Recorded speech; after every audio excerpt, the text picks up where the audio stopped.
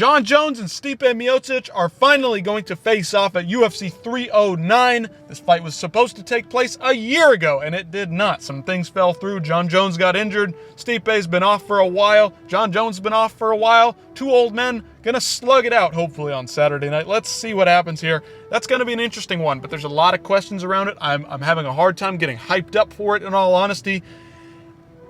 It's a fun matchup, but it's probably 5 years too late.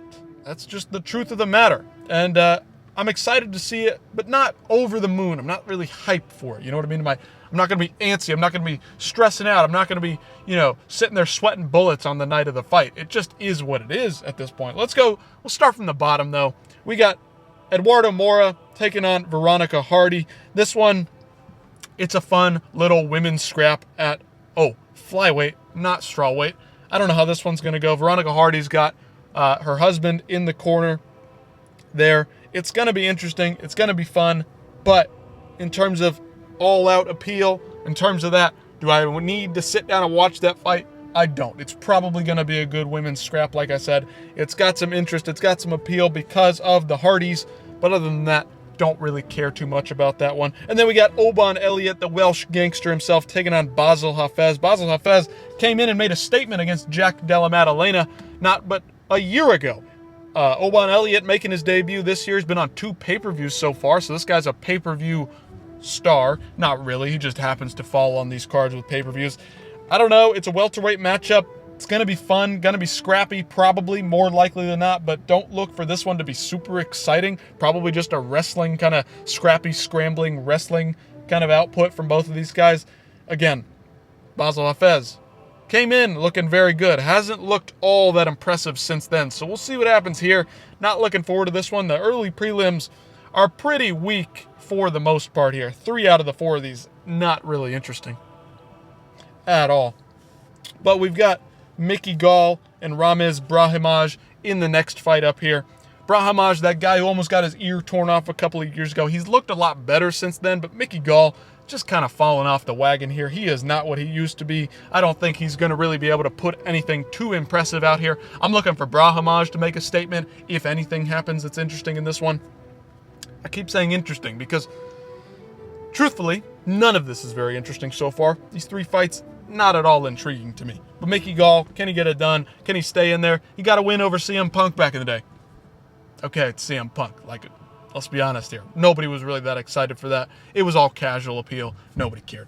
All right, Jonata Deniz taking on Marcin Tybura up next in the heavyweight division. Jonata Deniz coming in, not one of these super fat, super sloppy, super out of shape heavyweights, so maybe he'll get a win here. But Tybura, he's just that top 15 heavyweight guy who sticks around, crafty vet. He's getting old. I hope Jonata Deniz knocks him out, but let's be honest, Tybura's been fraud checking guys since the dawn of time. Looking forward to this one much more than the others, for sure, but I'm not holding out hope for this one. It could be a boring sit on Jonata Deniz for 15 minutes, or Jonata Deniz is going to go in there and knock him out. Let's hope for that. Let's pray for that. Anyway, David Onama taking on Romero here. Romero's stepping up on short notice. Onama has had a couple of opponents fall through in this one, I believe. Onama's that guy fighting in the featherweight division. Very fast, very fluid striker, but hasn't been all that impressive. Gotten a lot of decisions as of late. But the guy knows how to scramble. He's got thin hips and he can get out of all the submission attacks. I don't know much about Romero here, so I'm not going to break it down too much. It's an interesting fight. I like Onama. He's athletic. He's an athletic specimen. He's fast on the feet, so I like that from him. But I need some danger. I need to see him finishing some guys if I want to get really hyped and get behind this guy. So, on to the next one. We've got Jim Miller and Damon Jackson. 2 crafty vets, as Lucas Tracy likes to say. Jim Miller looking to get back in the win column, keeping his career lifeline alive here. Damon Jackson stepping up to 155. He's got his new hair, new weight class. Let's see what happens here. It's going to be a fun little veteran scrap. 2 guys that are pretty good, pretty well-rounded. Damon Jackson probably better in the grappling, I would say. Kind of hard to really define him. He's not a great fighter, but he's just kind of a scrappy veteran type. That's how I describe him. Then Jim Miller. The guy's been doing pretty well the last couple of years. He fell in the fight against Bobby Green. That one was not great for him back at UFC 300, but he's back in a big spot at UFC 309 in New York, looking to make a statement, looking to have a comeback win here. I think Jim Miller gets it done in this one. I'm looking forward to Jim Miller racking up some wins, breaking records, continuing to hold records in the UFC. This one's going to be a fun one. All right, we've got Chris Weidman, New York boy, taking on Eric Anders. Two old guys, all right? Former football player Eric Anders, an athletic specimen, has made his way through the light heavyweight and middleweight divisions, doing as best he can, but never really being all that impressive. The guy's just not as dangerous as he needs to be. And Chris Weidman, this is probably a good, even matchup for these two. Chris Weidman, the much more skilled fighter all over the place, but Eric Anders, the athletic specimen. So this one's going to be fun. We'll see how it plays out. Will Chris Weidman continue his eye poke streak and get this guy out of there via third round eye poke? That's the question in this one. And then the main event of the prelims, the prelim headliner, is going to be a good one. Jonathan Martinez and Marcus McGee. Marcus McGee, he's older. He's about 34 years old. He looks like he's 50. But this guy's been making statements. He's dangerous on the feet. He's got power in his hands. He's fast, and he's good on the ground. He's able to scramble really, really well. Jonathan Martinez is one of these young guys coming up. Lost to Jose Aldo. But the thing is here, this is really who's coming and who's going in the bantamweight division. This is a great step up for McGee. Can he prove that he deserves to get in the top 15? Because he's getting older, and we know bantamweight is a division full of killers. And if he can't get over Jonathan Martinez, it's not looking good for his career. He's only getting older day by day. Jonathan Martinez, though, looking to come back, looking to make a statement again.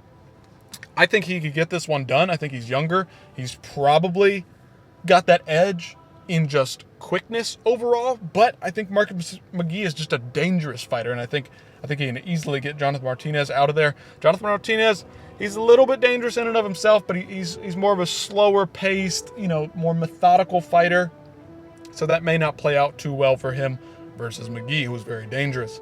All right, now we've got Mauricio Rufy coming out of the Fighting Nerds team. This guy is the Brazilian McGregor. He's taking on James Lontop. James Lontop has not been very impressive. Nothing to write home about. I'm not going to talk about this one for too long.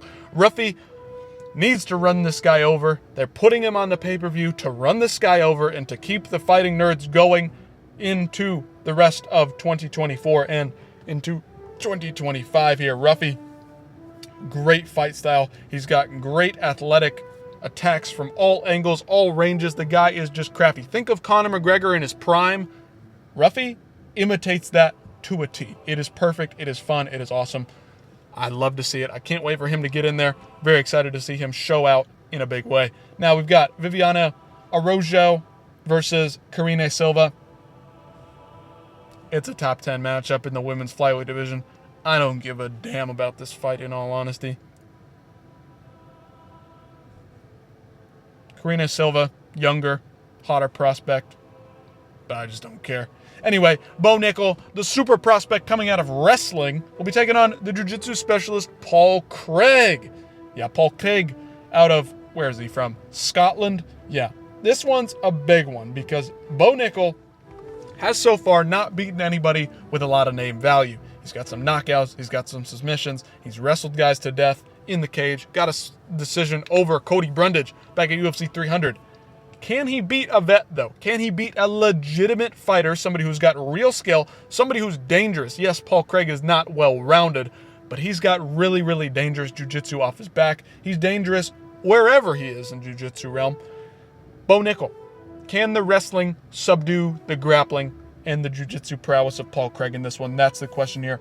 I can see Paul Craig fraud checking this guy. It's entirely possible, but I'm looking for Bo Nickel to go in there, be smart. Will he get the finish? I don't know, but if he wants to finish Paul Craig, do it in the first round because that would prove that he's something to look out for in the middleweight division. Not a ranked fight yet, but this is going to be a big statement here.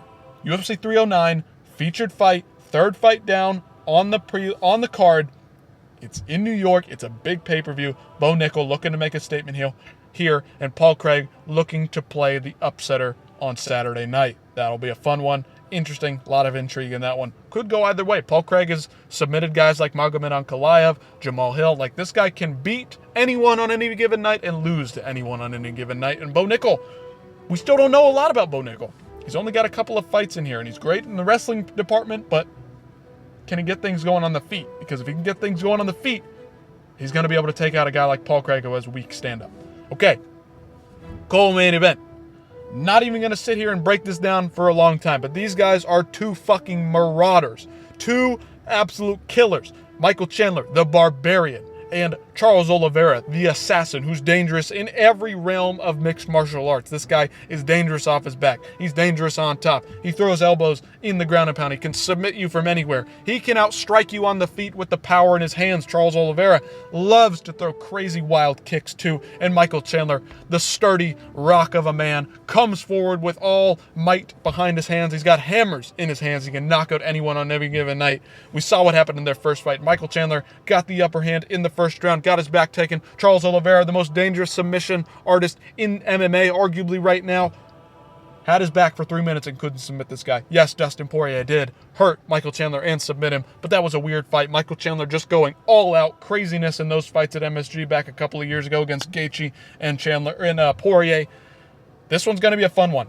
This one literally cannot be a bad fight. It will not be a bad fight. If you do not know anything about either of these two guys, if you've never seen them fight before, tune the fuck in for this fight. This will be an all-action fight. It could be 30 seconds. It could be 15 fucking minutes of violence. Either way you spin it, this one is going to be fun from pillar to post, from beginning to end. These guys are going to go to war.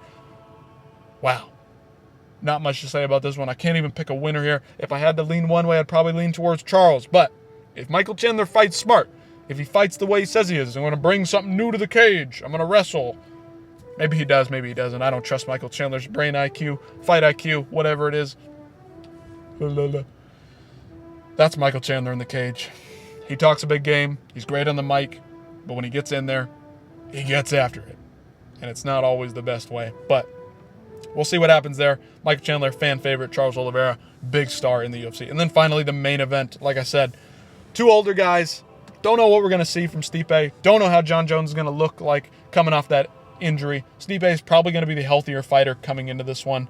Looks to be in good shape, both of these guys. I don't know. Can't even predict this fight. Don't know what's going to happen. If I had to guess, truthfully, I think Jon Jones probably runs him over. But I don't know. Is Stipe going to come in there and look completely replenished, completely refilled, completely reinvigorated with a fight mentality to get things done, to get a big paycheck, to get the win, and then fight somebody else after this, or just retire and throw a wrench in all of the UFC's plans in spite of them? I don't know. Stipe has been disrespected for years and years and years, and could this be the culmination of that? That's my question in this one. But either way you slice it, it's going to be fun. But who's going to be taking on Tom Aspinall next? That's what I want to know, because I doubt it's going to be either of these guys. I think they're going to win, whoever wins it, and then retire right off into the sunset and avoid the big boy coming up the ranks, Tom Aspinall. Anyway, let me know what you guys think about the card from top to bottom. How are the prelims? How's the main card? Honestly, the prelims are pretty solid. Early prelims kind of suck, but main card, it's probably the weakest MSG card they've had, arguably. What was DC and Ozdemir, was that in New York? I don't remember. It's been so long. Anyway, this one, a little bit weak here, guys. Let's be honest, UFC. Next year, give us a better card in MSG. Stop catering to Abu Dhabi in the Middle East. I'm sorry. Love you guys out there. Hope you guys enjoy their fights, but, the Americans, where the UFC is based, we need some good fights, okay? Let's just be honest here. Let me know what you guys think again, and I'll see you in the next one.